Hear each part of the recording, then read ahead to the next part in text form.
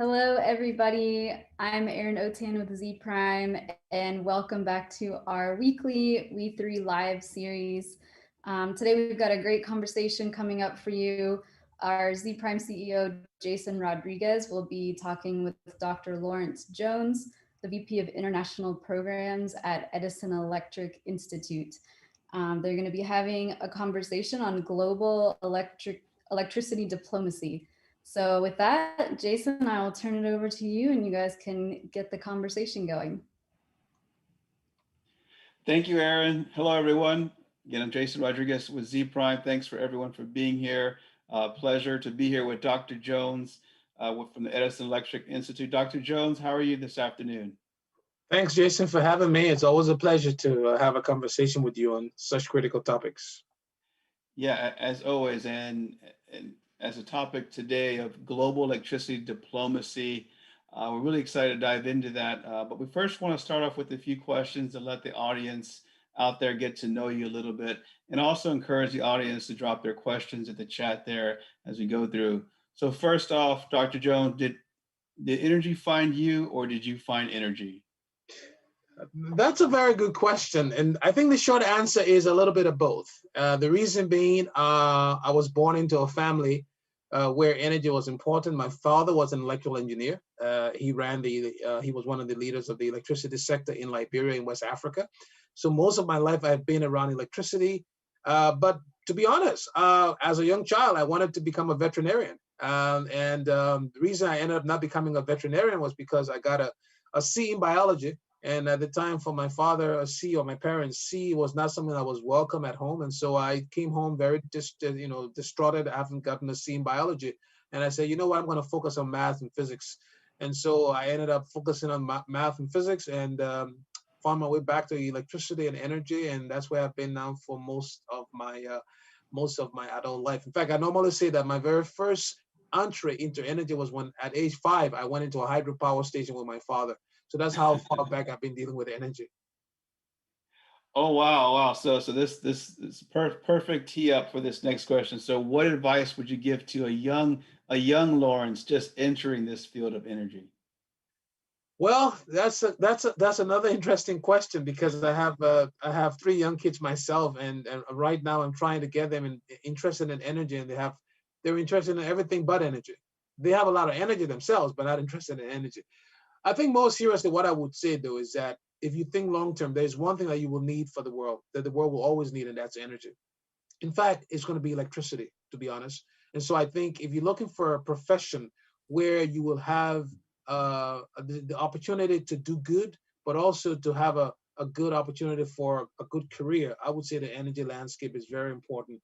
Clean energy, as you well know, is taking off. And so there will be plenty of opportunity to link energy, digitalization, water, just so many different opportunities. So I would tell any young person thinking long term, energy is here to stay, and it's one sector that is never going to go away. Completely agree. Great message. So you get to travel around the world globally. Now you're doing that virtually. But now, if you had a billboard for all those 7 billion people across the globe for them to see, what would you put on it today? I thought about that. I've thought about this question for some time now. Well, how do you get the rest of the world to understand the importance of electricity? And what I would put on that billboard is I would put on the billboard, uh, uh, live and light, or live or light for living, because I think you need light to live. So I would probably put a simple phrase, how Nike has, just do it. I would say just live for light, uh, because I don't know. So maybe that's it's this. I'm displaying my lack of marketing skills at this point in time of finding a simple phrase, but I think it'll be something along the lines of living and having light. I don't know how to phrase it in a much more attractive way. I'll leave that to the marketing experts, but I will use those 2 words, light and live. Yeah, yeah. Great message. Yeah, the living and light, and how that they're interdependent to Mhm. do that, and for progress. another great key takeaway. So what's something you believe that other people think is crazy, or maybe your kids think is crazy? As it relates to energy or more generally? Generally. Um, so one of the things I think my kids think is crazy is a couple of days ago I said that plants talk, and my kids said plants don't talk.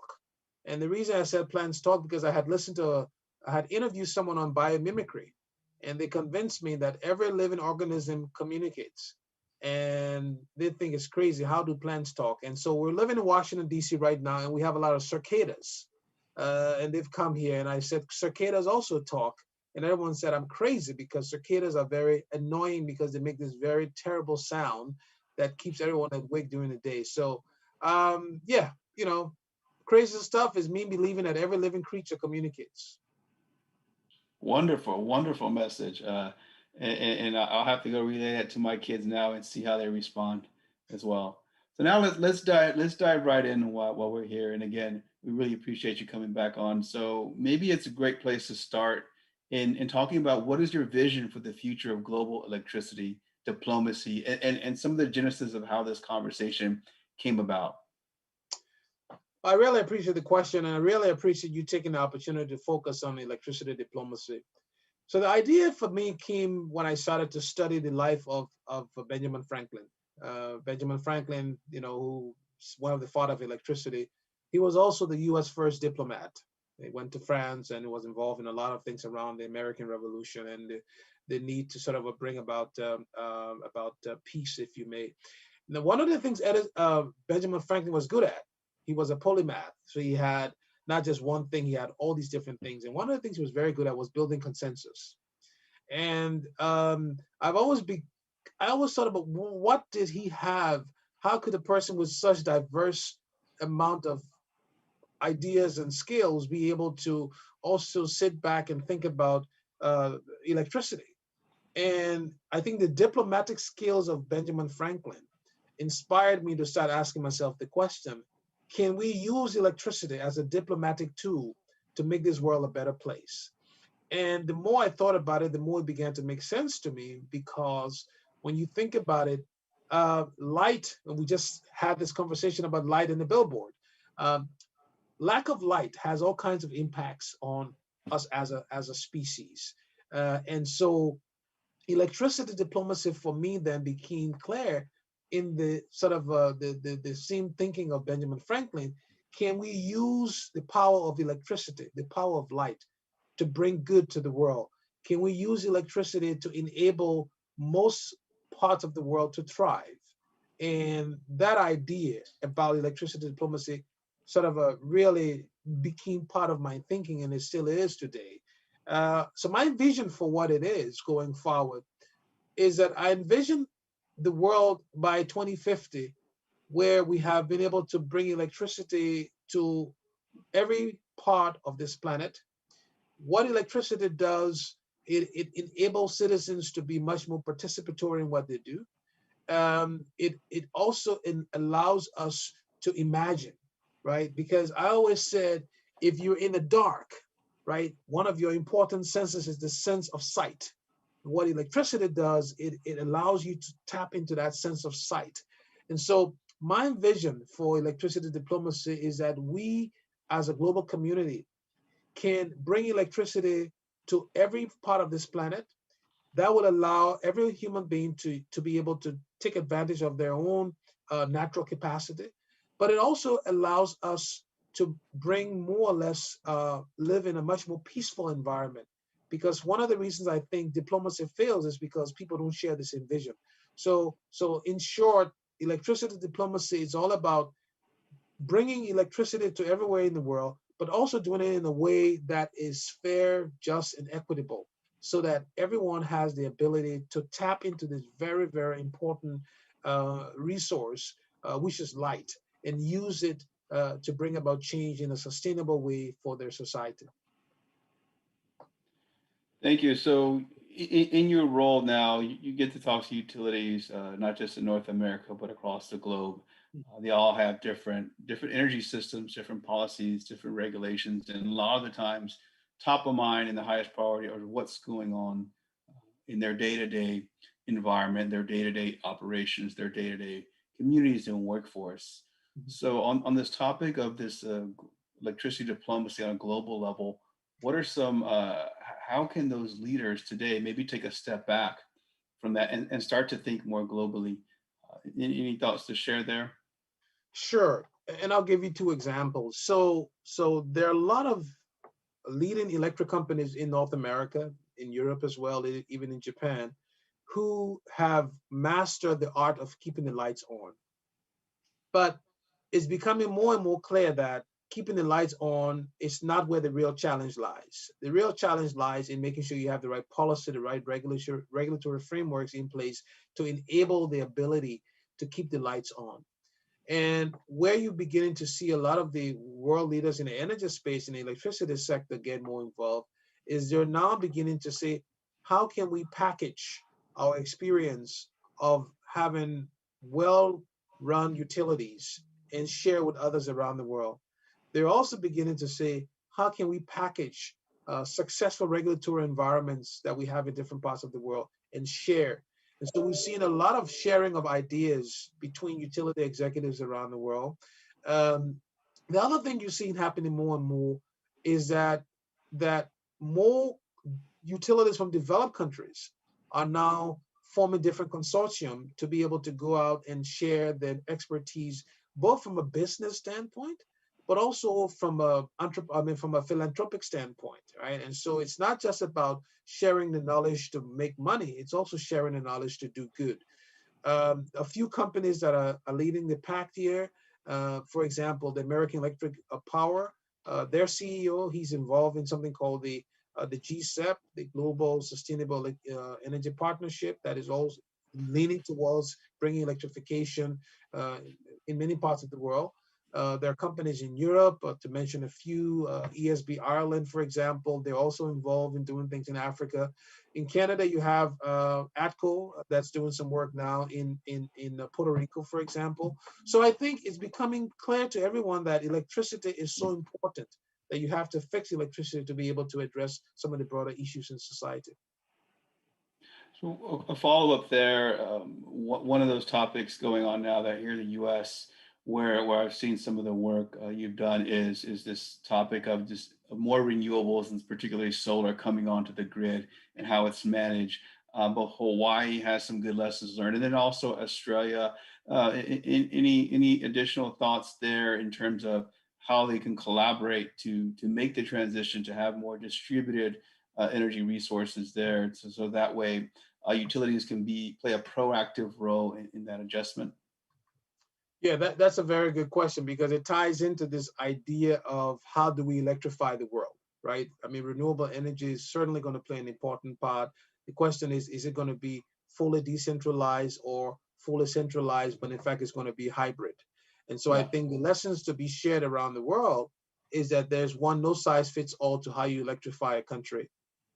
There are places where centralized electrification would make sense in some of the urban cities, in some of the dense populated areas, like in India, parts of Lagos, Nigeria, other parts of Africa. But then in some places, rural electrification will make sense. So the decentralization of energy has a role to play in some parts of the world, in some parts of the United States.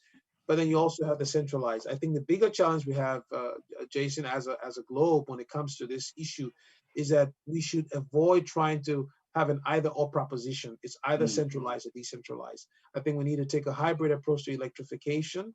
And I think if we do that, we'll be able to accelerate the ability to electrify the world in a much more effective way than we've done in the past.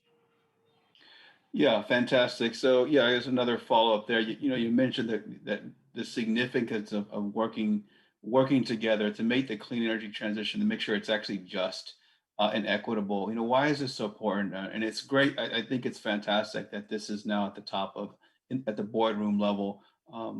But from your perspective across the stakeholders you work with, why is this important to make sure this is a just transition? So, one of the things about electricity is that it's politically agnostic. Doesn't really care what political ideology you share. And it's increasingly clear that we saw that through the pandemic, how the electricity was so important for the world. And if we're going to be successful in addressing some of the big challenges we're facing, not just climate change, but also income inequality, extreme poverty in many parts of the world, we need to really think about how you transition the current energy system to the future. Part of the transition is going to involve, what happens to people who are in one part of the sector when their sector transforms, what happened to jobs, what happened to their livelihood. And so we need to think very carefully in terms of making sure that as we transition the energy system, we're bringing everyone along with us. It's not an easy thing to do, but we have to do that. The other thing that's very important and is beginning to get a lot of traction in the US now is this idea of energy justice or environmental justice, which basically speaks to the fact that as you transition the energy system, you want to make sure that less economically strong communities are not left behind, or they are not put in a bad situation. The last thing about the just transition, which is extremely important, comes into this idea around critical minerals. We're going to have to mine a lot of new minerals and materials to be able to make the clean energy transition work. The question is, how do you conduct those mining? Is it done in communities where you actually create more havoc for the people in the community? So the just transition has many different aspects to it, both the economic standpoint, the environmental standpoint, but also the broader social, economic, political aspect of it. So I think it's great. It's a good topic to keep talking about. We've just started. I think there's still ways to go, because how do we make sure it's going to be truly just is something that I think we're going to have to keep following over the next couple of years. Yeah, I completely agree, and that's also a good follow-up conversation based off last week's guest from Pecan Street. The CEO there really talked about really bringing race, making race and equitable social justice, environmental justice a key part of that equation, and baking that into the strategy for a clean energy transition. And I completely agree with your thoughts there, and they make a lot of sense.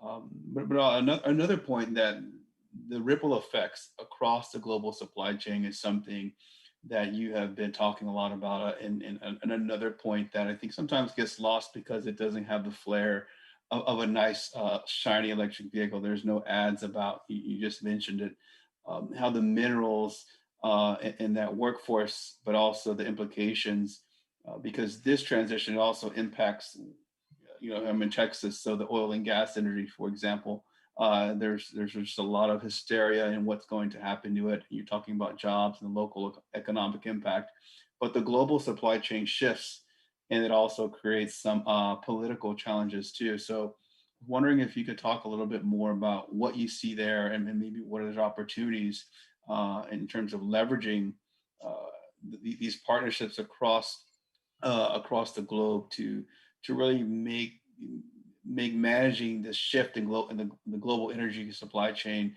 make that at least a little less daunting.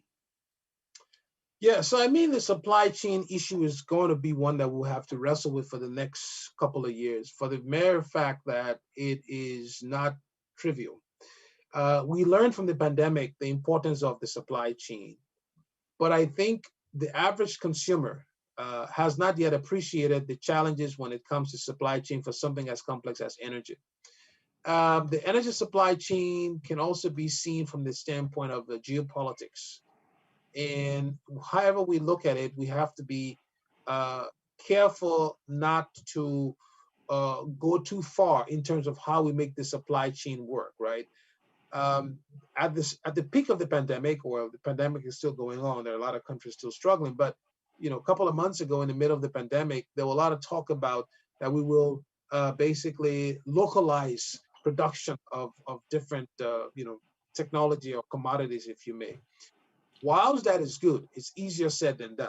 And why is that? It's because the supply chain has evolved, being sort of shaped by three very important forces that I think the audience should keep in mind. One is the economics of the supply chain, right? People want things cheaper, and that affects where they decide to manufacture things. One is the security of the supply chain, cybersecurity. You've certainly heard about it over the last couple of weeks and months in terms of what happens with a much more digital enabled supply chain. And then the last thing is the workforce. Where do you get people to do work on certain kinds of technology? And if you take those three things and put them together, you realize that we have to take a holistic view at supply chain dynamics going forward. There's a saying that uh, someone once said that uh, uh, most wars are won or lost because of supply chain management and engineering. And if you think about that statement, it's so germane to what we're discussing now, because we have to understand that if you localize manufacturing of any technology or any product, you have to then make sure you create the whole value chain that supports that localization. If you have to then diversify, then you have to think about partnerships. And that's where it gets very interesting. Who are going to be your partners? Are they going to be partners in the same hemisphere, or are they going to be partners beyond different hemisphere? The last point I will make, which is a huge opportunity for supply chain diversification, is if you think of workforce development, Africa is going to have one of the largest populations by the year 2050. uh, Long-term thinking will tell us that now we should start thinking about how perhaps Africa, with its huge population, together with Latin America and maybe parts of Asia, could create the workforce for the new supply chain, right? So we need to really think strategically about these different topics. But clearly, I see lots of opportunities in the area of supply chain management and engineering going forward. Thank you. Thank you. We have a few minutes left here. Lawrence, encourage the audience, if you have any questions, please go ahead and submit that in the chat there. But yeah, I want to talk a little bit more about what you just discussed in terms of like global energy training programs. Maybe is there any that you see now, what maybe it's on solar or wind development that we can model as we transition to a different type of energy supply chain? Any specific that you can touch on? Yeah, I think two areas I would mention. One is when it comes to say wind energy, right? One of the things that the Danish government did very successfully many years ago was to invest heavily in developing the human capacity for Denmark to be where they are today when it comes to wind energy. I think you saw the same thing when it comes to solar in Germany, for example, where they invested heavily in developing schools and education systems around that. Obviously, China has done it as well. I think the lesson there to learn is that we need to have an industrialization strategy around the energy transition, and that strategy should involve developing the workforce. It is not easy because you have the demographic issue. Someone who's been working for maybe most of their career today, if you ask them to now get into a different field, that transition is not straightforward. I will highlight one interesting company based in Sweden. It's called Sana Labs. They have developed some very interesting approaches using artificial intelligence to accelerate learning. I know the CEO very well, and they've done some very good work in terms of, at least in the medical profession, they were involved in during the COVID crisis in training quickly nurses in New York.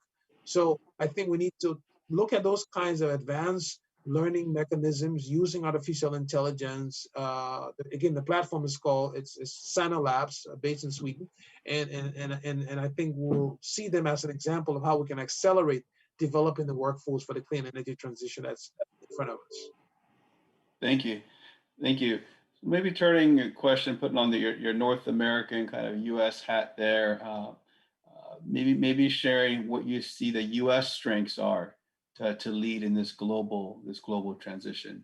If you had to pick one or two, how can we as a country, which is being debated right now in the legislature, how we move forward, what should we be leveraging to lead this global energy transition? I would absolutely bring two things to the table. The first thing I would bring is that the U.S. has a very, very interesting, well-functioning regulatory system that allows investments to occur in a way that attracts capital. One of the things we're going to need significantly for this energy transition is to be able to get capital to invest, whether in the grids or whether it's in different infrastructure. So I think the U.S. has the expertise that can be shared in terms of putting together the right capital formation to invest in the clean energy transition. The other thing the U.S. is pretty good at is that we have some very, very sophisticated national laboratories that do some very good research. The challenge is, how do you commercialize those technologies? And so I think the sharing that needs to happen is much more global collaboration around sharing new technology and innovation. I think the U.S. is pretty good at innovating, coming up with new ideas, new business models. I think tying that to the theme of this conversation, which is electricity diplomacy, is going to be very, very interesting going forward, because we need to leverage the strength that the U.S. has, finance formation, and also leveraging the innovation spirit that exists within the United States. So we did have a question come in, Lawrence, here in the chat. So I want to get some of your thoughts on super grids and how that might correlate to advanced IT systems. So fundamentally, super grids is the whole idea there is basically building large offshore grids that will allow you to integrate significant amounts of renewable.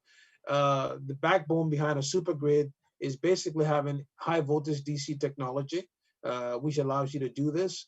That technology is very much hinged on using the digitalization for the power electronics to work well. So I think, super grids as a concept is one that has been around for a while. It's now taking shape. You just see an announcement of building offshore islands in parts of Europe. You see the same thing happening here. The key for us to understand is that super grid is not a panacea to everything, right? There needs to be a combination of super grids, but also other forms of grids to be able to make the overall energy transition work. Fantastic. Yeah, fantastic feedback there in terms of where that's going, investing in the backbone and growing that. There's been a lot of conversation in Texas, as we just had an outage in Texas on the ERCOT grid. The idea is, if we had a larger, more high voltage transmissions line, we could have gotten imported power. So that's definitely something top of mind here where we're at in Texas. And we've got a few minutes here, Lawrence. Just wanted to end on pulling it back to a personal. I love your office setting back there, by the way. It makes me, I have a toy back here from my kids. But in terms of the knowledge and seeking knowledge, like of those books behind there, is there certain one or two books you're reading now, or that you could suggest for our energy enthusiasts who kind of want to continue to nerd out on energy, so to speak? Any good recommendations there? Well, you know what? I do have one book that I think would be great. It's actually, now that you mention it, I'll go to the bookshelf and bring it closer. It's a book by the renowned scientist Vaclav Smil. He's written many books. This one is called The Grand Transitions. And what he does in this book is he basically walks through not just energy, but he also talks about population, agriculture, environmental. So he puts the transitions in a broader context. And I think it's important because many times when we talk about the energy transition, we seem to forget that to address climate change, it is not only the energy system that needs to transition. All these other systems also have to transition, including the societal systems, our value systems, our behavioral systems. So I would recommend this book because it's very, very holistic, takes a big picture view at the energy transition. I would definitely recommend this one. I'm sure many of the authors who I knew are upset because I didn't bring up their books, but yeah. I would definitely. And by the way, one other one I would recommend, since we're talking energy, I would definitely recommend the book by Dan Yergin, The New Energy Map. I think it's a very important context there. And since I'm on the books, one last one, let me give you three. In the context of what we're discussing here, the idea of global electricity diplomacy, I would highly recommend the book by Dr. Richard Haas, which is The World. He wrote that sometime last year, a very interesting book that walks through the importance of diplomacy and some of the geopolitics that's there. Fantastic ending from Benjamin Franklin to the current books and authors. Just the constant search and for knowledge and for new questions to be asked is great. And we're going to need more of those questions to really kind of make that reality of global electricity diplomacy come to life. Dr. Jones, we're very thankful for you to come on today and be a part of WE3Live, and we're looking forward to keeping in touch with the work you're doing. Thank you so much for your time today. Thanks for having me. All right, everyone, thank you so much for listening. Join us back here next Thursday for WE3Live. And now I'm going to hand it back to colleagues Aaron Otan and Laura Morris for some key takeaways from today's conversation with Dr. Jones. Aaron?